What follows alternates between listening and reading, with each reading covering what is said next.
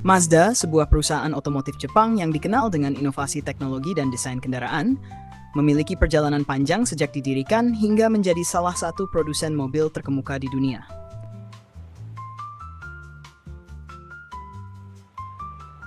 Mazda awalnya didirikan pada 30 Januari 1920 di Hiroshima, Jepang, oleh Jujiro Matsuda.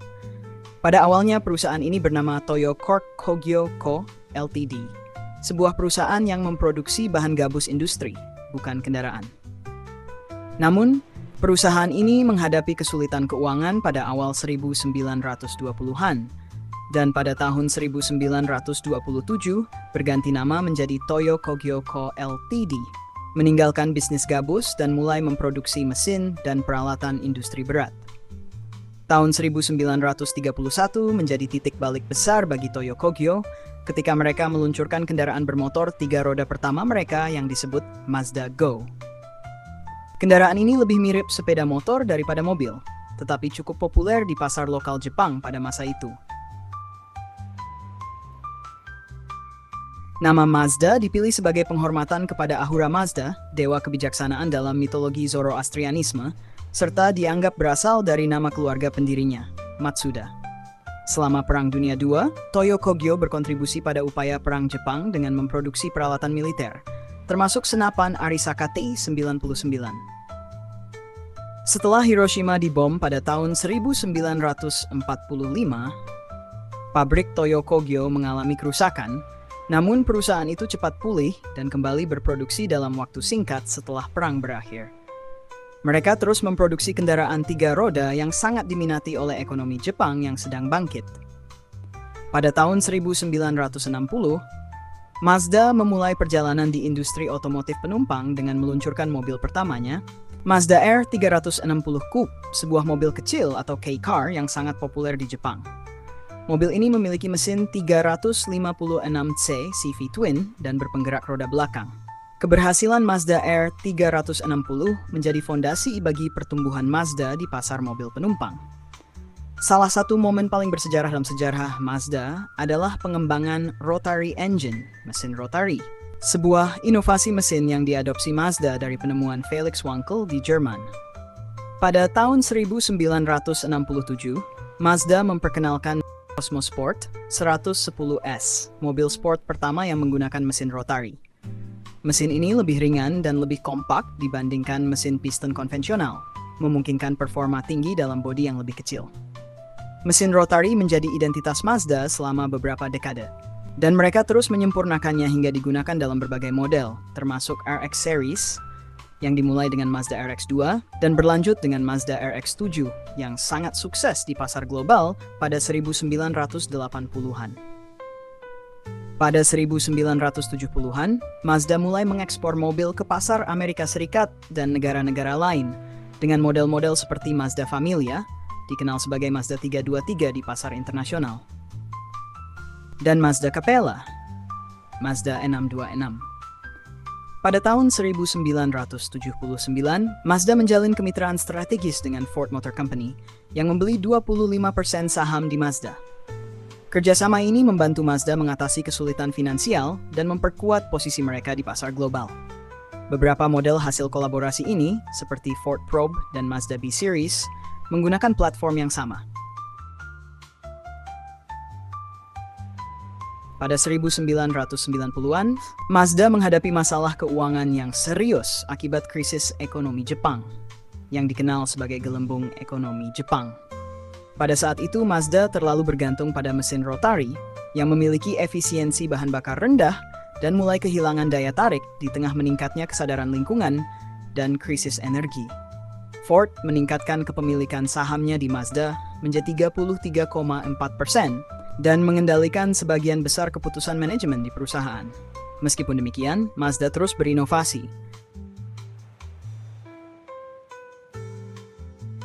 Pada tahun 1991, Mazda mencatat sejarah dengan memenangkan Le Mans, sebuah ajang balap bergengsi, dengan mobil Mazda 787B yang menggunakan mesin rotary. Ini adalah satu-satunya kemenangan Le Mans untuk mobil dengan mesin rotary dan produsen Jepang hingga saat ini.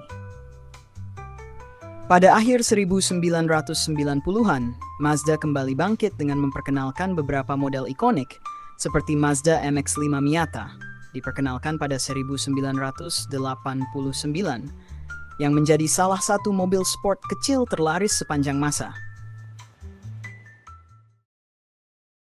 Memasuki abad ke-21, Mazda memperkenalkan strategi baru dengan fokus pada efisiensi bahan bakar dan performa mesin.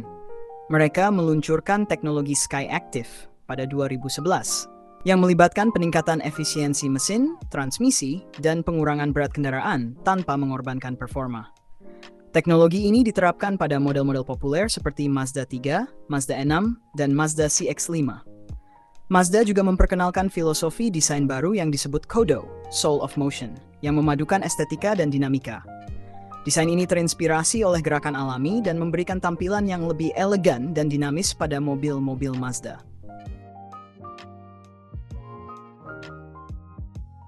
Pada tahun 2015, Ford secara bertahap melepaskan kepemilikannya di Mazda, menjadikan Mazda sebagai perusahaan independen sepenuhnya.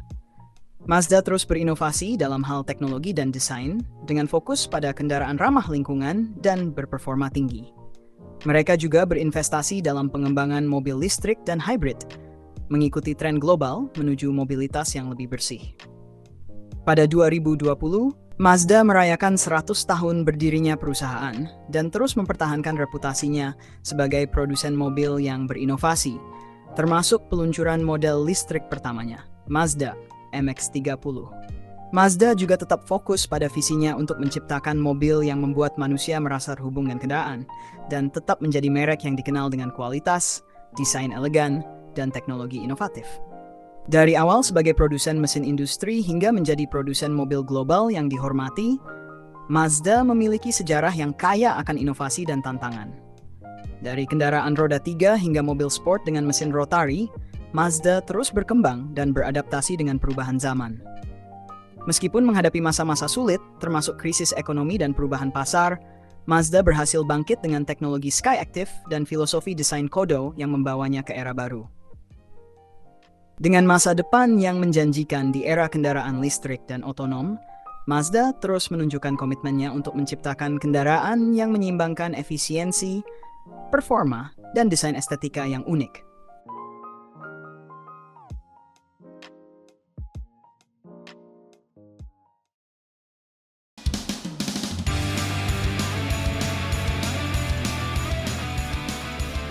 Nah, itulah tadi kisah singkat perjalanan panjang yang dilalui oleh perusahaan Mazda, serta lika-liku di dalam dunia otomotif dan apapun yang berkaitan dengannya. Terima kasih karena sudah menyaksikan dari awal hingga akhir. Jika ada kesalahan dari yang kami sampaikan sebelumnya, mari kita diskusikan di kolom komentar. Kritik dan saran akan sangat diterima, mengingat keterbatasan tim Mr. Factory dalam mengkaji suatu materi. Akhir kata, sampai jumpa lagi di video berikutnya. Terima kasih karena telah berkomentar pada video-video Mr. Factory selama ini. Tentunya itu semua sangat membantu kami dalam pengembangan channel ini. Dan juga terima kasih karena telah subscribe channel ini. Pastikan untuk tetap menyalakan lonceng notifikasi agar Anda menjadi penikmat pertama konten-konten yang kami sajikan. Dan jika dirasa ada manfaat yang bisa dibagikan, kami sangat terbuka jika Anda ingin share video ini sebanyak-banyaknya. Terima kasih.